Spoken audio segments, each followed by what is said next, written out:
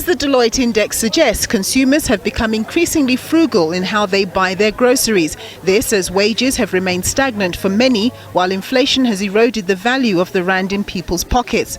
Gone are the days of just shopping without thinking.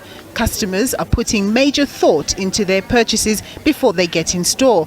And the evidence suggests that things are tight. Interestingly enough, only 35% of people say they bought what they wanted to buy. And in fact, there's a large majority that said we left the tills with wanting to buy something, but we never bought it because of our situation. So they're making trade-offs and making decisions not to buy things. Households are more mindful to buy for their exact needs and not buy surplus, which may ultimately go to waste.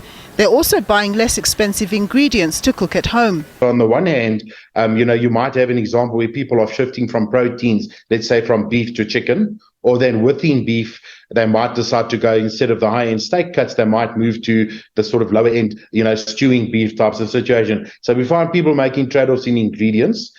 We find people are making trade-offs in terms of sizes. So instead of buying a 12.5 kilogram maize meal, let's buy a 10 kilogram maize meal and we'll just stretch it longer and make the portions work.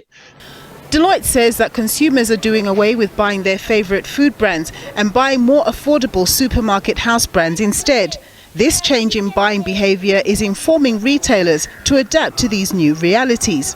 I think retailers and manufacturers themselves are looking at taking costs out of the system, also from their own point of view, wastage. How can we reduce costs to get the product onto the shelf, so that we minimize the pass-through of wastage and wastage of costs to consumers? I think the back-end operation of retail is becoming smarter. And also what we have on our shelves. You don't have to have multiple offerings of the same category. Going forward, Deloitte thinks that consumer sentiment will likely remain under downward pressure, given all the macroeconomic headwinds the country faces. These include load shedding, relatively high unemployment, and the low economic growth situation. And only time will tell if the changing food purchasing behaviours observed will be a temporary feature or a more permanent consumption trend. Nompumelelo Siziba, SABC News, Johannesburg.